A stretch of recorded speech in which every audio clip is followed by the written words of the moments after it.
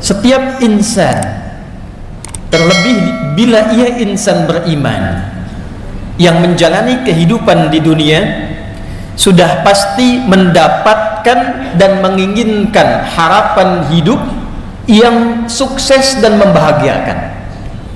Bila bekerja, kerjaannya ingin sukses. Bila kembali ke rumah tangganya ingin bahagia. Bila pulang kembali kepada Allah ke akhirat nanti, di dunia ini yang sebentar saja dan sebentar lagi kita akan kembali, juga diharapkan pulangnya sukses dan wafatnya dalam keadaan tenang dan bahagia. Dunia sukses bahagia, akhirat sukses bahagia. Di dalam diksi Al-Quran, bahkan dalam bahasa Arab standar, jika kita menggabungkan sukses dan bahagia itu, baik kita harapkan didapatkan di dunia yang sebentar ini ataupun di akhirat yang sebentar lagi kita akan hadapi, maka kata yang mewakili sukses dan bahagia itu disebut dengan falah namanya. Falah. Jika sukses saja disebut dengan fauz, jika bahagia saja disebut dengan farah, fariha yafrahu. Tapi bila kita menggabungkan sukses dan bahagia disebut dengan falah namanya. Saking pentingnya harapan sukses dan bahagia ini, dan Allah Maha mengetahui bahwa setiap hambanya menginginkan keduanya, maka diperdengarkan di telinga kita 5 kali dalam setiap 5 pergantian waktu dalam sehari. Baru bangun, sinar matahari membelah kegelapan malam disebut dengan fajar. Waktu rencananya disebut dengan subuh, diperdengarkan di telinga kita. Dalam bahasa Arab telinga disebut dengan udhun, jamaknya disebut dengan adhan. Dalam lantunan adhan itu diperdengarkan baru kita bangun dari tidur, hayya 'alal falah. Jalani kehidupan di hari ini dengan sukses. Apapun profesimu, harapkan sukses. Bekerja yang sukses. Mencari akhirat, siapkan dengan sukses. Dan hasilkan dari semua kesuksesan itu menjadi nilai-nilai yang membahagiakan dalam kehidupan. Jangan sekedar di kantor sukses tapi tidak membawa kesuksesan itu menjadi kebahagiaan saat dibawa ke dalam rumah. Sukses tapi tidak sakinah. Sukses tapi tidak memberikan ketenangan. Hayya 'alal falah, diingatkan, bangun menjadi pribadi yang sukses dan bahagia. Sampai ke siang muncul zuhur, terang, jelas, diminta dievaluasi sejauh mana keberhasilan kesuksesan itu bisa diraih. Kalau pekerjaan duniawi evaluasi, kalau ibadah ukhrawi evaluasi. Jangan-jangan dari subuh ke zuhur lupa ingat dengan Allah, lupa berzikir, lupa baca Al-Quran, lupa sedekah. Padahal kita berharap ketika kembali kepada Allah Subhanahu wa ta'ala mendapatkan rahmatnya yang sempurna berupa jannahnya yang tertinggi. Apa bekal yang telah kita siapkan? Sudah jelaskah capaian kesuksesan kita sampai zuhur, siang yang jelas itu? Maka diperdengarkan kembali di telinga kita, hayya 'alal falah. Sampai hilang kemudian siangnya, muncul ke sorenya, hayya 'alal falah. Hilang sore menjelang ke malamnya, datang maghrib, hayya 'alal falah. Menjelang tidur sebelum istirahat, hayya 'alal falah. Bahkan saat akan mimpi pun akan tidur, kata Allah, jangan biarkan engkau membawa istrimu, membawa dirimu untuk istirahat, kecuali engkau istirahat dalam keadaan yang telah terasa sukses dan membahagiakan. Hayya 'alal falah. Hadirin, kembali kepada nilai-nilai Quran. Tidaklah menjadi seorang muslim, apalagi mengatakan seorang mukmin, kecuali dia membawa visi hidup dunia akhiratnya sukses dan bahagia. Orang yang sudah menggenggam sukses dan bahagia dan berusaha mempertahankannya, maka dirubah katanya dalam Al-Quran dari falah menjadi aflah. Orangnya disebut muflih, jamaknya disebut dengan muflihun. Menariknya, ketika Allah mendeklarasikan dalam firman-Nya saat membuka detil penjelasan Al-Quran setelah diintisarikan dalam Al-Fatihah dan dibuka dalam Al-Baqarah, maka pedoman pertama yang diberikan pada Rasulullah sallallahu alaihi wasallam untuk disampaikan, diajarkan dan dituntunkan pada umatnya adalah pedoman untuk mencapai dan menjadi orang-orang sukses dan bahagia dunia akhiratnya. Perhatikan turunan ayat Al-Baqarah, dari 286 ayat itu dibuka dengan ayat pertama sampai dengan ayat yang kelima. Maka inilah golongan pertama dari 3 golongan yang berkehidupan di bumi, dan 3 inilah yang akan kembali ke akhirat saat dihisab dan menentukan masa depan mereka dan akhir kehidupan abadi mereka di akhirat kelak. Golongan pertama adalah golongan sukses dan bahagia dunia akhiratnya. Al-Baqarah di ayat yang kelima, ulaika ala hudam mir rabbihim wa ulaika humul muflihun. Ulaika ala hudam mir rabbihim, ada golongan yang kata Allah mereka itu senantiasa diberikan petunjuk oleh Allah Subhanahu wa ta'ala. Mau kerja dibimbing oleh Allah sehingga kerjanya nyaman, tenang dan sukses. Bukankah yang punya rezeki Allah? Bukankah yang punya solusi Allah? Ada orang-orang yang ketika baru melangkah untuk bekerja, dia katakan Rabbi adkhilni mudkhala sidqin, tanpa nyogok, tanpa nyuap, tanpa harus mencari jalan yang salah, dibimbing oleh Allah, lancar, sukses, bahagia. Ada orang yang ingin belajar, dia mengerti Allah pemilik pengetahuan, dia memohon kepada Allah dibukakan akses pengetahuan. Bukankah Allah Al-Alim? Maka dia dekati Rabbnya, dia dekati Allah Subhanahu wa ta'ala, dan dia ikuti pedomannya. Ulaika ala hudam mir rabbihim, maka diberikan petunjuk oleh Allah Subhanahu wa ta'ala, dibimbing, mendapatkan lompatan kecerdasan, mudah memahami, mudah untuk mengamalkan semua aspek kehidupan, baik dengan tenaga, baik dengan ilmu, baik dengan harta, baik dengan pengetahuan. 4 aspek yang menjadi bekal kehidupan manusia di dunia ini diberikan pedomannya oleh Allah sehingga mudah diantarakan kepada kesuksesan dan kebahagiaan. Dan 4 golongan inilah yang dibimbing oleh Rasulullah SAW, baik dalam fase Mekah, terlebih dalam fase Madinah, kurang lebih 23 tahun, kurang lebih dalam durasi tugasnya Nabi SAW dalam berdakwah, menghasilkan 4 golongan utama yang kaya, posisi tingkat tertinggi kekayaannya, bahkan sampai sekarang masih didapatkan asetnya seperti yang Utsman bin Affan radhiyallahu taala anhu. Bagaimana transformasi kekayaan Abdurrahman bin Auf radhiyallahu taala anhu yang sampai sekarang belum mampu disaingi oleh orang terkaya di muka bumi, dengan aset yang kalau dikonversi sampai saat ini berjumlah 72.000 triliun. Siapa yang tidak kenal dengan Abu Bakar As-Siddiq? Siapa yang tidak kenal dengan Umar bin Khattab? Di aspek pengetahuan ada Ali bin Abi Thalib, ada Abu Hurairah radhiyallahu taala anhu, ada Salman Al-Farisi radhiyallahu taala anhu, dan semuanya sukses melintasi zamannya, berbahagia, diingat, dikenang oleh setiap zaman dan masa yang telah bahkan dilaluinya. Hadirin, ulaika ala hudam mir rabbihim wa ulaika humul muflihun. Dan sebelum kata muflihun, Allah tegaskan dengan menggunakan dhamir, kata ganti munfasil yang berfungsi dalam ilmu balaghah sebagai ta'kid, penguat pada informasi yang disampaikan. Rumus tafsir mengatakan, jika tidak dirinci siapa yang dimaksud orangnya, tidak disebutkan namanya, maka pedoman itu berlaku bagi setiap orang, setiap zaman, setiap masa yang menginginkan capaian yang sama, ingin sukses, ingin bahagia, ingin dikenang di setiap masa sampai ke akhirat mendapatkan kesuksesan dan kebahagiaan itu. Dan saking pentingnya ini, Allah menegaskan dengan taukid, wa ulaika humul muflihun.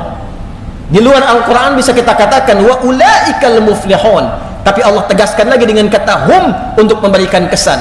Apakah Anda generasi sekarang menginginkan sukses dan bahagia seperti yang telah mereka raih? Apakah Anda menginginkan kehebatan yang dikenang seperti yang telah mereka raih? Jika Anda menginginkannya, masuklah pada golongan muflihun di ayat ini dan ikuti setiap tahapan-tahapan yang telah diterangkan dan dipedomani dalam Al-Quran pada ayat-ayat sebelumnya. Hadirin, siapakah al-muflihun yang dimaksudkan dalam pembuka Al-Quran di surah Al-Baqarah ini? Ketika Allah mengatakan ulaika dengan menggunakan isim isyarah, maka berlaku rumus tafsir. Tidak diterangkan ayat dalam Al-Quran siap kecuali harus merujuk kepada ayat-ayat sebelumnya, sibak. dan kaitan dengan ayat setelahnya lihaq, maka dikenal dengan rumus 2S 1L, siyaq, sibaq, dan lihaq. Siapa mereka orang-orang yang dimaksud di ayat kelima ini sebagai al-muflihun, yang sukses dan bahagia? Maka lihat ayat-ayat sebelumnya. Maka diterangkanlah oleh Allah Subhanahu wa taala, alif lam mim.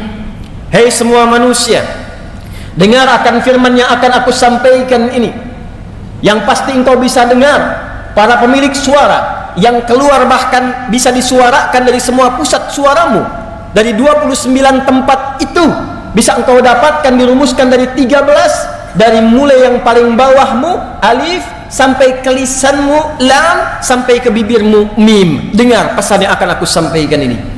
Dzalikal kitabu la raiba fi.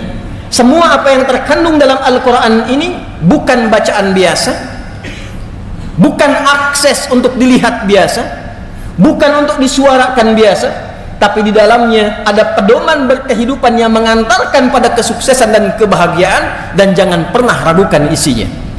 Hudal lil muttaqin, tapi itu hanya akan berlaku pedoman ini untuk sukses itu, untuk bahagia itu hanya bagi golongan orang-orang takwa saja. Kita temukan ternyata yang dimaksud orang yang mendapatkan falah itu generasi yang sukses, generasi yang bahagia, melintasi zamannya sampai kembali kepada Allah di akhirat, disebut oleh Al-Quran al-muttaqin, golongan orang-orang takwa. Hadirin, siapa orang takwa itu? Dan saking pentingnya golongan takwa itu, esensi Jumat pun memiliki wasiat takwa. Tidak sah Jumat kecuali dengan 5 rukun: hamdalah, sholawat, tausiyah. Tausiyah, yang ketiganya tausiyah wasiat, dan wasiatnya pun dicontohkan Nabi dengan wasiat takwa. Saking pentingnya kesuksesan, saking pentingnya kebahagiaan, dia masuk dalam satu di antara rukun Jumat yang 5, rukun khutbah yang 5. Tidak sah Jumat dilantunkan, disampaikan sehebat apapun materinya, sedalam apapun materinya, jika tidak mengandung wasiat takwa. Dan apa esensi wasiat takwa itu? Sampai setiap pekan Nabi mengingatkan umatnya, dikumpulkan di satu tempat yang sangat luas, menggabungkan semua aspek yang datang, tidak hanya dari satu tempat, hanya untuk mengingatkan, ingat takwa ya, ingat takwa ya, takwa yang serius ya, jaga sampai wafat ya. Ya ayyuhalladzina amanu taqullaha haqqa tuqatih wa la tamutunna illa wa antum muslimun. Ali Imran yang ayat 102 itu. Kenapa takwa menjadi penting? Karena hanya orang takwa yang bisa sukses, orang takwa yang bisa bahagia. 240 kali kata takwa dan derivasinya disebutkan dalam Al-Quran, dan tidak pernah disebutkan kecuali bersanding dengan jaminan kebahagiaan dan kesuksesan. Anda punya masalah, bahkan datang ke Jumat ini pun masalahnya belum tuntas, maka turun Quran surah ke-65 di akhir ayat kedua, di awal ayat ketiga. Wa may yattaqillaha yaj'al lahu makhraja wa yarzuqhu min haitsu la yahtasib. Dan siapapun yang mampu meningkatkan takwanya kepada Allah, bukan hartanya, bukan jabatannya, bukan ilmunya. Jadi kalau Anda datang ke Jumat ini dengan harta yang sudah berlimpah, kedudukan yang tinggi, tapi masalah tak pernah selesai, tak pernah tuntas, coba renungkan. Mungkin masalahnya bukan karena harta, bukan karena status, bukan karena ilmu. Barangkali pendekatan kepada Allahnya, takwanya yang belum meningkat. Di pekerjaan champion, perusahaan banyak, tapi di rumah nggak pernah bahagia. Mungkin bukan harta soalnya, soalnya adalah takwa yang sejati dan sesungguhnya. Wa may yattaqillaha yaj'al lahu makhraja wa yarzuqhu min haitsu la yahtasib. Hei, kata Allah, jangankan yang kau hitung, yang tidak engkau duga pun persoalan rezeki aku akan kirimkan sepanjang engkau punya akses yang dekat kepadaku. Bukankah kita yang meyakini Allah yang punya rezeki sehingga kita menyebutnya dengan Ar-Razzaq? Bukankah kita meyakini Allah yang punya pengetahuan, Allah yang punya solusi? Lantas Allah balik bertanya, ketika engkau punya masalah, kenapa engkau tidak mendekati aku? Ketika engkau menginginkan rezeki, kenapa harus menyogok? Kenapa harus korupsi? Kenapa harus menyuap? Bukankah engkau mengatakan hanya aku yang punya rezeki, aku Ar-Razzaq? Wa yarzuqhu min haitsu la yahtasib. Anda yang belajar, di kampus, di sekolah, SMP, SMA, dan seterusnya. Anda menginginkan lompatan pengetahuan, rumus pertamanya dekati yang punya pengetahuan. Turun Quran surah kedua Al-Baqarah di akhir ayat 282. Wattaqullah wa yu'allimukumullah. Tingkatkan takwamu kepada Allah, maka aku buka akses pengajaran untuk meluaskan cawan pengetahuanmu, kata Allah. Perhatikan orang-orang terdahulu yang diajari oleh Nabi sallallahu alaihi wasallam. Bagaimana Abdullah bin Mas'ud, Ibnu Abbas radhiyallahu taala anhuma, dan sahabat-sahabat hanya menguasai bahasa asing dalam 3 hari saja. Bagaimana lompatan pengetahuan terjadi kepada mereka ketika mereka mendekati Allah Subhanahu wa taala. Anda ingin bahagia? Al-Baqarah di akhir ayat 189. Wattaqullaha la'allakum tuflihun. Tingkatkan takwamu kepada Allah, aku dekatkan engkau pada kebahagiaan yang sejati, dunia, akhirat. Dalam konteks akhirat, Anda menginginkan surga? Anda ingin menginginkan surga yang seluas langit dan bumi, yang mewah, fasilitas hebat? Tidak dibuka dalam Al-Quran kecuali menggunakan kata takwa. Ali Imran ayat 133. Wasari'u ila maghfiratin min rabbikum wa jannatin arduha as-samawati wal ardu u'iddat lil muttaqin. Anda menginginkan di taman surga Firdaus, taman yang sangat indah, tengah-tengahnya, maka tidak diberikan kecuali kepada orang-orang yang bertakwa. Innal muttaqina fi jannati wa uyun. Takwa. Dunia yang sebentar, kuncinya takwa. Akhirat yang sebentar lagi, kuncinya takwa. Itulah sebabnya kenapa setiap Jumat kita diingatkan oleh Nabi sallallahu alaihi wasallam, dan menjadi wasiat yang lestari di setiap masa. Jaga takwa, jaga takwa. Tidaklah Jumat ini disyariatkan bukan sekedar ingin menjadikan kita berkumpul, duduk, kadang mengantuk, lalu tertidur, sholat 2 rakaat dan bubar. Bukan itu yang diinginkan.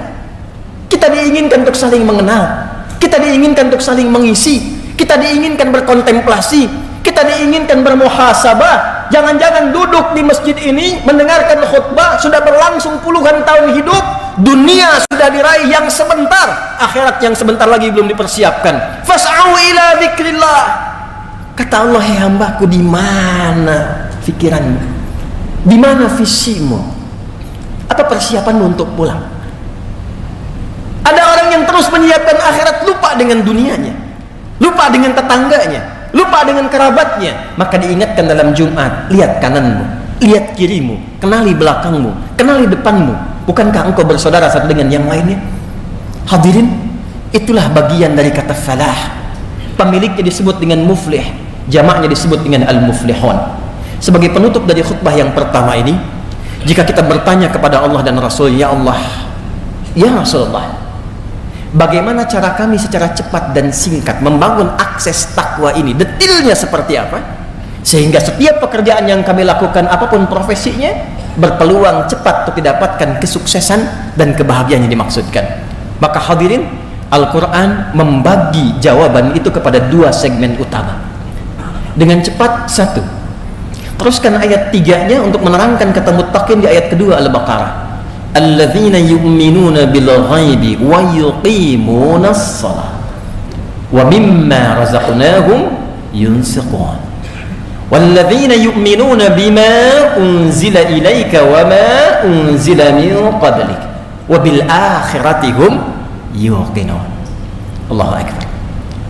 Kata Allah, orang takwa sejati, orang yang sukses dan bahagia, itu orang yang bisa secara proporsional berpikir dan punya visi panjang, membawa skema hidupnya dari semua alam yang sedang dan akan ia singgahi. Sekarang kita di dunia, ditinggalkan dunia menuju akhirat, ada waiting room namanya barzakh. Jika dipersingkat kehidupan dunia sampai akhirat, wabil akhirati hum yuqinun. Kita mulai dari ayat yang keempat. Orang sukses itu, kata Al-Quran, adalah orang yang punya visi panjang sampai kehidupan akhiratnya. Maka ditafsir di Quran surah ke-59 ayat ke-18, ya ayyuhalladzina amanu taqullaha wal tanzur nafsum ma qaddamat lighad. Hai orang-orang yang mengaku beriman, Anda, saya, kita, detik ini, Jumat ini mengatakan saya beriman ya Allah, maka berlaku ayat ini untuk kita. Tingkatkan takwamu kepada Allah dan buktikan peningkatan takwa itu pertama dengan punya visi panjang sampai ghad, God yang dimaksud di ayat itu adalah sampai akhirat. Jadi kata Al-Quran, jangan cuma Anda, maaf, bangun tidur, makan, minum, tidur lagi, berangkat gelap, pulang gelap, tidak punya visi sampai panjang. Al-Quran sampai jelas menurunkan kurikulumnya. Anda mau kembali ke akhirat sebentar lagi, pengen punya harapan masuk surga, ada 8 pintunya. Dari surga yang biasa, Jannatun Na'im, sampai dengan surga tertinggi, surga Firdaus. Kurikulumnya sudah disiapkan belum?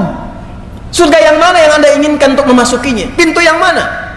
Maka turunkan kurikulumnya, jadikan kemudian bagian-bagian yang akan kita tunggangi saat di dunia, keluarkan sifatnya, keluarkan karakternya, lekatkan pada profesi yang kita jalani saat ini. Contoh, sekarang ya Allah, saya menginginkan menjadi penghuni surga Firdaus. Di mana ditemukannya kurikulum surga Firdaus? Seperti apa karakternya? Buka ayatnya, keluarkan surahnya. Surah ke-23 Al-Mu'minun ayat 1 sampai dengan 9. Sampai kita temukan pada kalimat pada ayat ulaika humul warithun alladzina yarithuna al-firdausa hum fiha khalidun. Allah yang menyampaikan langsung, ada calon penghuni surga Firdaus yang sedang beraktivitas di bumi. Ada calon penghuni surga Firdaus yang sedang beraktivitas di bumi. Bukan orang yang sekedar klaim dan punya harapan, saya pengen ya Allah, saya pengen. Ternyata sifatnya tidak begitu. Dibuka dengan kata pemilik falah. Ayat pertamanya, qad aflahal mu'minun. Sungguh orang beriman yang benar imannya, dia pasti menggenggam kesuksesan dan kebahagiaan. Dan sukses serta bahagia yang dimaksudkan di ayat ini bukan sekedar konteks dunia yang sebentar saja, tapi konteks keabadian sampai dia mendapatkan surga Firdaus di alam akhiratnya. Apa sifatnya? Turunkan jadi karakter. Alladzina hum fi salatihim khashi'un walladzina hum 'anil lagwi mu'ridun walladzina hum lizzakati fa'ilun. Anda silahkan jadi apapun, jadi pejabat boleh, jadi diplomat boleh, jadi pebisnis silahkan, jadi guru bagus, jadi pedagang bagus, punya toko hebat. Tapi ketika Anda menginginkan menjadi penghuni surga Firdaus, lekatkan sifat-sifat yang melekat di dalamnya, turunkan jadi karakter. Saya pejabat, saya sholat. Surga biasa, sholatnya biasa. Surga Firdaus, sholatnya khusyuk. Sepenting-pentingnya pekerjaan Anda, masih punya harapan. Karena harapannya ingin ke surga Firdaus, Anda luangkan waktu prioritas belajar bagaimana menjadi seorang pelaku sholat yang khusyuk. Walladzina hum 'anil lagwi mu'ridun, bicara yang penting-penting saja, mendengar yang penting-penting saja. Turunkan menjadi karakter kehidupan. Tunggangi ini pada dunia yang sebentar saja, dan tunggu janji Allah ketika kita akan pulang. Anda usahakan dengan karakter itu, hadirin, yang paling menarik, bahkan saat akan wafat, dalam sakaratul maut, ditampakkanlah semua hasil perjuangan kita itu berupa surga yang kita harapkan, sehingga tenang kita melihat itu, dan dalam tenang itulah dicabut nyawanya dalam keadaan yang sangat lapang. Quran surah ke-89 ayat 27 sampai dengan ayat 30. Ya ayyatuhan nafsul mutmainnah, hei jiwa-jiwa yang tengah tenang menghadapi kematian, irji'i ila rabbiki radiyatan mardiyah, cepat pulang, karena aku telah ridha dengan amal persiapanmu, dan engkau pun akan ridha dengan pemberian yang aku tampakkan saat ini kepadamu. Apa yang ditampakkan? Fadkhuli fi ibadi, masuk dalam golongan hambaku yang saleh. Wadkhuli jannati, pada kalimat wadkhuli jannati ditampakkanlah surganya tempat berpulang. Seperti Sayyidah Asiyah ditampakkan istana surganya ketika dia bermohon, Rabbi bnili baitan indaka fil jannah, ya Allah, bangunkan aku istana ya Allah di dalam surgamu, seperti yang kau janjikan kepadaku. Dia diikat di tiang oleh suaminya Fir'aun la'natullahi alaihi, diancam dengan hukuman eksekusi kematian, tapi dia wafat dalam keadaan tersenyum karena ditampakkan surganya. Kita di mana sampai Jumat ini? Kita di mana? Bagaimana menjadi golongan yang beriman itu, golongan ahli akhirat itu? Maka tidak ada bekal untuk pulang kecuali sifat-sifat ibadah ritual kita. Maka golongan takwa yang pertama, jika ingin sukses, ingin bahagia sampai dibawa pulang ke akhirat, itulah yang dimaksud dengan ibadah dalam bentuk ritual. Sehingga orang-orang takwa, orang-orang muflihun, dibuka amalannya oleh Al-Quran dengan kata iman, dilanjutkan kemudian dengan kata salat sebagai bagian awal ibadah pertama yang membangun kedekatan dia dengan Allah Subhanahu wa ta'ala. Alladzina yu'minuna bil ghaibi wa yuqimunas, Duhai Anda yang menginginkan masuk surga, duhai Anda yang ingin ke surga Firdaus, Anda yang ingin ke surga Al-Adan. Ditanya oleh Allah sampai dengan Jumat ini, ketika kalimat khatib ittaqullah ditanya balik oleh Allah. Hei yang sudah punya toko banyak nih, hei yang kadang-kadang Jumatan pun menunggu Anda nutup toko dulu, hei yang kadang-kadang Jumat pun menunggu Anda selesai pekerjaan dulu, hei yang saking sibuknya dengan urusan dunia, hei yang saking padatnya jadwal urusan dunianya tapi berharap surga Firdaus, ditanya balik oleh Allah Subhanahu wa taala, apa bekal persiapanmu ketika engkau akan bawa pulang menghadap Allah di akhirat nanti? Mana amalan ritualmu? Yang ditanya bukan berapa besar dan tinggi pangkat Anda, berapa banyak harta Anda, berapa luas ilmu Anda. Yang akan ditanya oleh Allah, berapa banyak amal soleh dan bekal-bekal ibadah ritual yang dihasilkan dari titipan-titipan dunia ini. Hadirin, sekarang kita dipersaksikan dengan suasana di Palestina.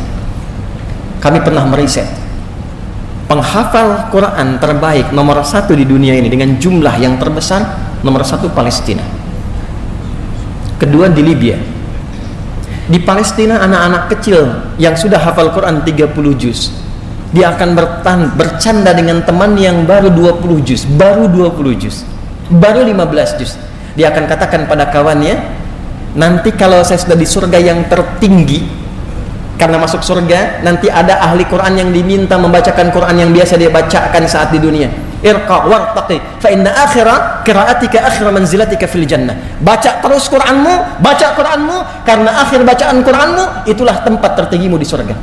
Kata anak yang sudah 30 juz ini, kalau nanti aku sudah ada di atas yang tertinggi, aku akan dadahi kamu yang masih di bawah. Anak 4 tahun, 5 tahun, dengan keadaan yang terancam, masjidnya di bumi hanguskan, rumahnya hilang, keadaannya berdarah-darah, masih mampu mendekat dan menyiapkan bekalnya menuju Allah dengan Quran kebanggaannya. Anda diberikan 40 tahun, 50 tahun, rumah yang mewah, masjid yang megah, keadaan yang nyaman, tempat ber-AC, dan termasuk juga sampai detik ini kita nyaman datang dengan Jumatan. Apa yang telah kita siapkan sampai detik ini, yang bahkan untuk baca Quran pun belum punya waktu, dan kita akan bisa. Jadi pantas mereka mengatakan, jangan kasihani kami. Justru Anda lah yang perlu dikasihani, karena belum tentu mendapatkan fasilitas istimewa yang menyiapkan kami akan kembali dengan baik pada ajal yang sebentar lagi akan kami tuju. Dunia hanya sebentar, tapi akhirat sebentar lagi akan kami hadapi.